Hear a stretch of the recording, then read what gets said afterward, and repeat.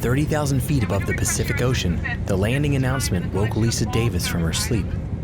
She soaked in the feeling of being rested. Such a luxury would vanish over the next week of her life. Through the window, Australia came into view. If all went according to plan, in a matter of hours, she'd be lacing up for her first marathon of 7, in 7 days, on 7 continents. Today, somebody didn't even get up and do anything. And so I set up to do something ridiculous. I went into it expecting it to be tough, and it didn't let me down. I'm Doug Frazier, and this is What We Do, where we'll meet the people behind the most intriguing passions, hobbies, and jobs around the world.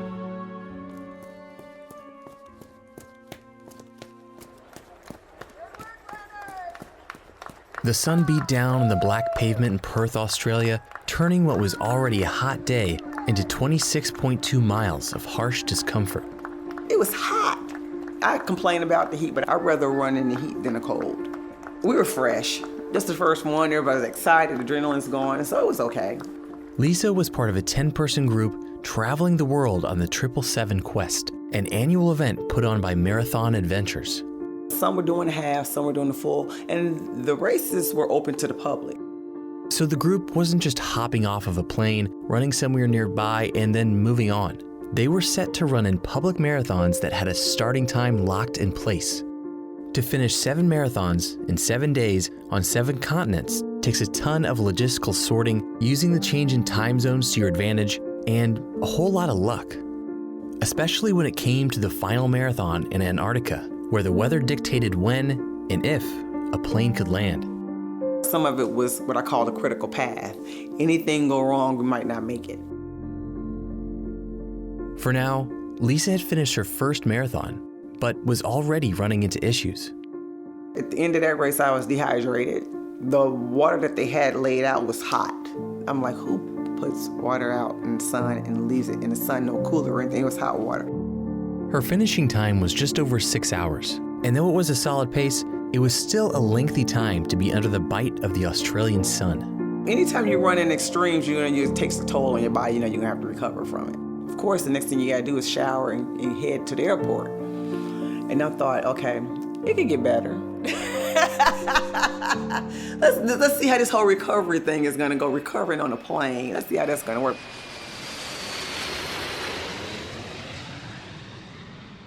Over the 5.5-hour flight to Singapore, Lisa had time to rest her legs and squeeze in a few hours of sleep. As soon as she stepped out of the plane, she was greeted by a thick, unwavering humidity. It's like going into a sauna, closing the door and going for a run. It was grueling. I think at some point you're like, oh, this hurts, I'm slowing down. Then I said to myself, the longer I'm out here, the more risk I have because the heat is starting to take its toll on me. Lisa pushed on. It wasn't the first time she'd been at odds with the elements or with her own mind. This little 6 inches between here and here will destroy anything. At 48 years old, she's been running marathons for nearly 2 decades, and it all started because of Oprah. I vowed that I was going to run a marathon, even though I was all blowed up at the time. I agreed that I was going to work on myself, and I was going to run a marathon by the time I turned 40. I ran in high school, I was horrible at it. They put me on shorter distances and I was horrible. Joined the military, Marine Corps, and I'm having to run 1.5 miles, and I'm like, I like this distance. It's a little slower pace. I'm feeling good as I warm up. Our physical fitness test went from 1.5 miles to 3 miles, and I was like, I'm even better at 3. So I did a half marathon, 30 years old, first time. And then Oprah ran the Marine Corps Marathon. And that did it for me. I see she runs the Marine Corps Marathon, and I'm like, I'm a Marine. I'm a captain in the Marine Corps. Oprah Winfrey, who's not an athlete, she trained, lost weight, and ran the Marine Corps Marathon. Well, it was my biggest dream ever, and for months, you have to train so that you can handle the 26 miles. My goal at that point was to run a marathon and beat her time, and then at some point run the Marine Corps Marathon and beat her time. She inspired me. I was like, okay, if she can do it, I can do it. I beat her time the first time I ran a Marine Corps marathon. I think my fastest time at the Marine Corps was a 3:59, and she did 4:29, so I smashed her time. As I was nearing the final few miles, the momentum of the crowd helped to carry me to the finish line. People always said it would feel like this, and it was the greatest feeling I believe I've ever had.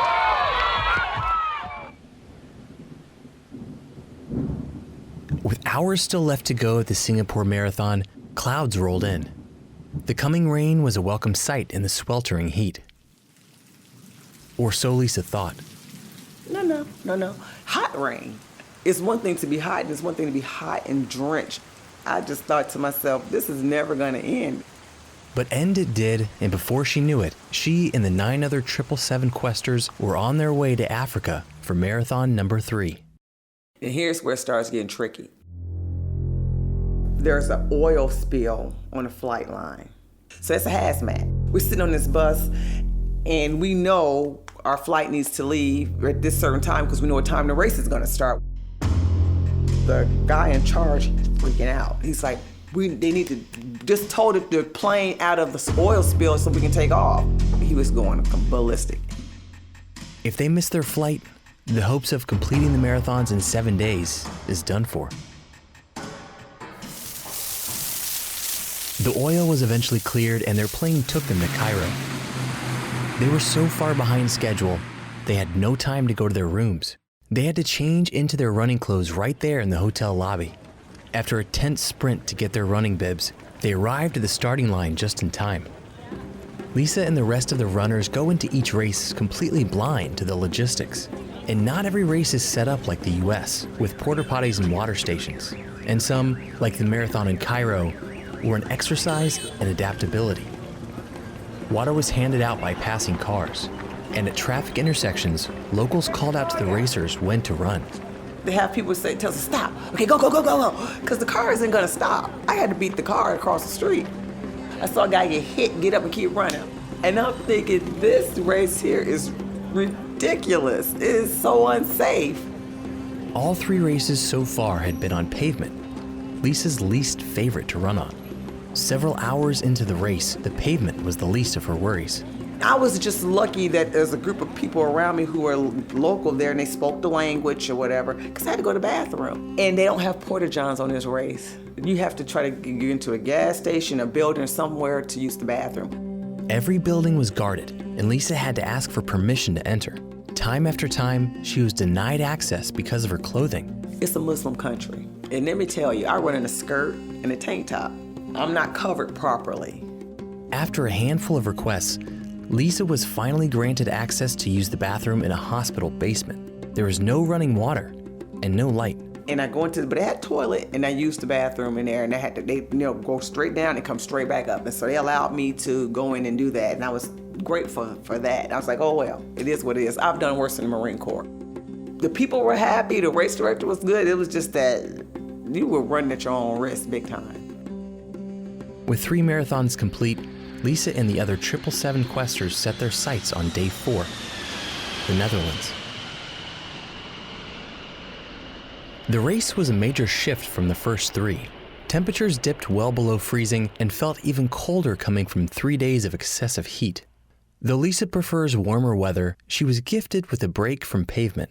And I just remember thinking, I'm on dirt. I'm happy again. Some people don't like it because they think it's more technical, more room for tripping and all that. I think it's longevity for running. You have to come off the pavement at some point because the impact on your body, especially if you are like an ultra runner, it takes a toll on you. With over 180 marathons and ultra marathons under her belt, Lisa knows a thing or two about the physical price of long-distance running. It's firsthand knowledge she almost never had. Physical therapists have told her she's not supposed to run. Her body's shape and structure, especially her hips after giving birth to her daughter, are in less than ideal positions. I don't want to hear any of that. I still do it. Just because I'm doing it and they tell me I'm not supposed to be able to do it, that makes me successful. Or crazy. A little bit of both. Everybody got a little crazy in them. You just got to know what brings it out of you. In the center of the Netherlands park, Locals played with their families and pets on a frozen lake. Kids slid and practiced daredevil spins, while the elderly let out childlike laughter as they were pushed around the ice on lawn chairs.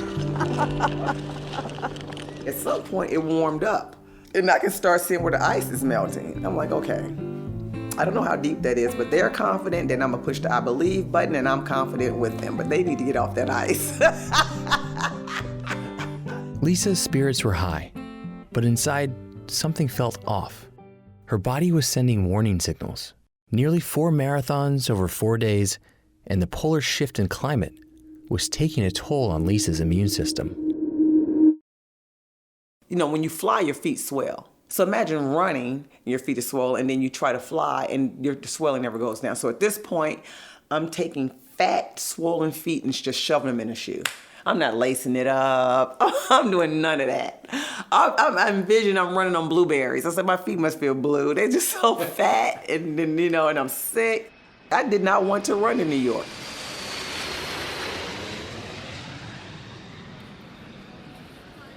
When Lisa and the group arrived at JFK Airport, they were met with a chaotic scene.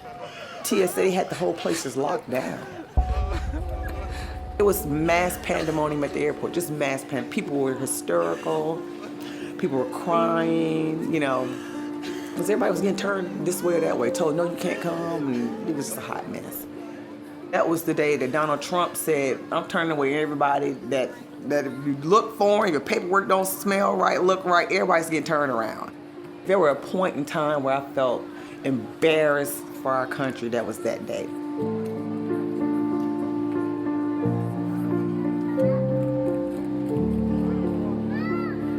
She was able to get through customs and out of the airport where her friends were waiting for her. And they gave me soup and medicine, and because I was really, really sick. I was coughing up a lung. I was not feeling well at all. Lisa didn't have time or the energy to go to the store, so her friends bought her all the extras she needed, from gloves to food, and they even signed up to run alongside her. And they were literally out there just to pace me through my race. They were there to help me out, and I needed it because I was just not feeling well. In her sick state, time was at once taking forever and moving faster than she could keep up. Mile after mile, she pushed forward on the hard pavement, encouraged by the words of her friends and the constant reminder that no matter how hard things got, she'd always done worse in the Marines. Even though she was at her lowest health-wise, she was at her happiest because she was suffering among friends. After crossing the finish line in New York, Lisa was ready to sleep, but there was still work to do. You know what's coming up next is South America and Antarctica, and they're blistering cold. Chile is only like 2.5-hour flight from Antarctica. I have to switch my gear. Everything we did was a carry-on. We couldn't check any bags because the timeline on the flights were very tight. Lisa and the runners handed their sweaty gear off to the race manager, who mailed it back to their homes. He gave each of them their clean winter clothes they'd need for the rest of the trip. So we finally get to bed, and I felt like I slept for a minute and had to get back up. So we get off the plane, 30 minutes, the race is gonna start. 30 minutes, are you kidding me?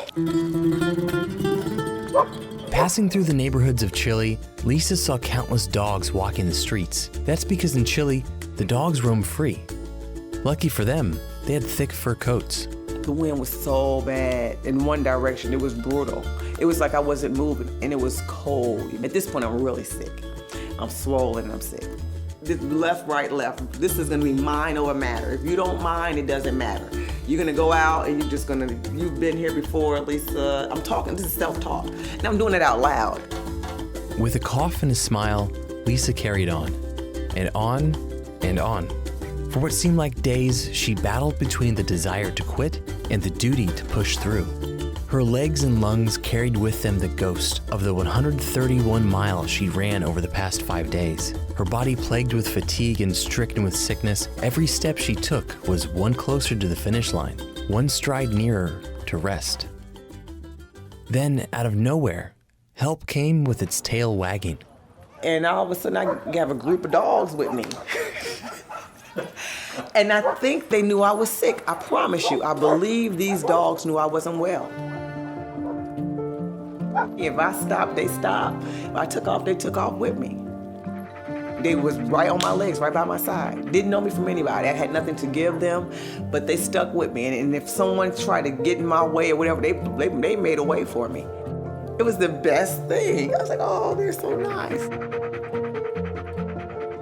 With the help of her new friends, Lisa finished her 6th marathon in 6 days. Now all that was left was Antarctica. The long pole in the tent is to get in and out of Antarctica, which that flight window is this short. You know what I mean? Because the weather changes just like that. And I'm thinking, we might not get to fly out tomorrow. I'm not upset about it. Because I get to take a hot bath and get a nice long sleep. That didn't happen. It's like, nope, we're leaving in the morning. With over 90% of its surface permanently glaciated, the only humans on King George Island, Antarctica, are researchers. They're joined by a variety of seals, penguins, and unpredictable weather patterns. As soon as we get there and we take our stuff, our packs off or whatever, they say, okay, the race is gonna start in 15 minutes. You guys suck. And I get it because the weather is so fickle.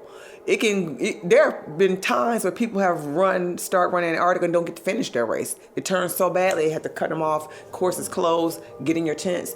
You don't know what's gonna happen, so you wanna take advantage of the weather. A crew arrived before the runners to set up tents for food, showers, and sleeping. At the starting line, Lisa braced herself against the freezing cold with a smile. And I just said to myself, this is the last one. We're here 7 days. This is it. This is it. I'm going to finish it no matter what. If the weather held out and she was able to finish, Lisa wasn't just looking at an incredible accomplishment. With her time so far, she'd also have her name in the record books as the new world record holder. All that stood in her way was 26.2 miles of jagged rock. We were in a bowl, and you run up one, come back and run down, run up the other one. Oh, we had to do that over and over again. And it was like sharp, broken rock. So sharp it looked like you were running on glass. Were you worried about falling? I wasn't going fast enough to fall.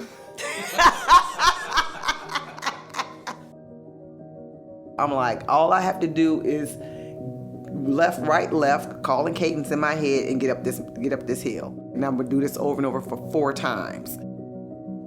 As she ran, she attracted the attention of a German documentary film crew. They kept asking me the same questions. Okay, so how do you feel now? I'm like, the wheels have fallen off the train. Is that what you want to hear? Give me the drama. She said, can you take your glasses off so we can see your eyes? Hit me right now. Lisa kept her pace, and even in her state of weariness, she kept her sense of humor too. The camera guy was running faster than I was. He was carrying the camera. Oh my gosh. And I'm looking at these penguins, they laid out, they're sunbathing, their bellies are up, and they're just happy. And I'm like, it's not even warm enough for all that sunbathing. They were enjoying the weather, the penguin enjoyed it. And I'm running with everything I have on, everything I bought and some stuff I borrowed. I'm like, all I have to do is left, right, left, calling cadence in my head and get up this hill. Lisa also caught the eyes of a group of Chinese tourists who really wanted to get selfies with her. She declined at first. So at some point I just said, whatever, I'm taking pictures with them. And so I'm in, who knows how many selfies I'm in, you know? And I wonder what they're telling, what the story is when they show people this selfie of me looking a hot mess. With the finish line just a few strides away, Lisa soaked in the last moments before crossing and claiming her title as the new world record holder. Her total time, 7 days, 30 minutes, and 27 seconds. When I crossed the finish line in Antarctica, I'm thinking, I did it. I completed 7 marathons on 7 continents in 7 days. And I was happy and I had the adrenaline going and I'm dancing so everybody else is dancing. That's what I do, I dance. And as soon as adrenaline went out of my body, I was like, where's my tent?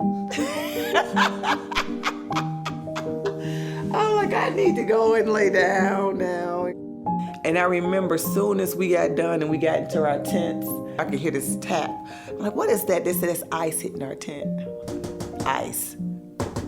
I'm dehydrated, but I'm not drinking water. I'm not coming out of that tent. I will pee on myself before I come out of that tent. No, I will. With all 7 marathons finished, Lisa could finally rest.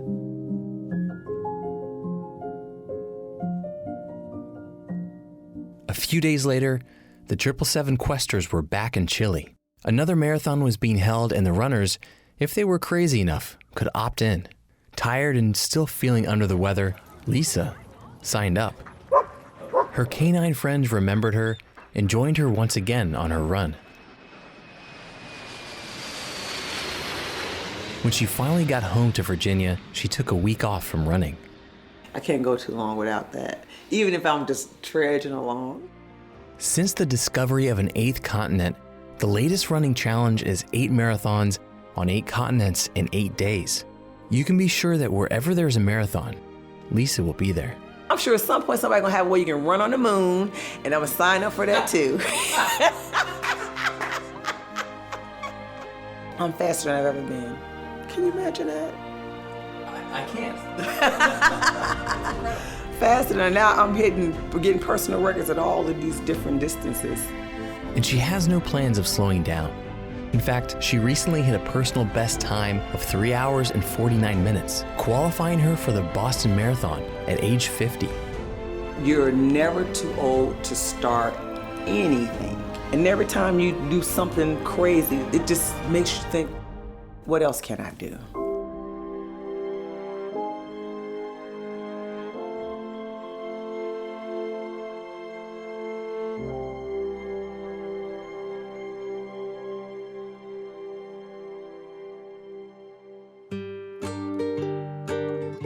Hey, it's Doug. Thanks so much for listening.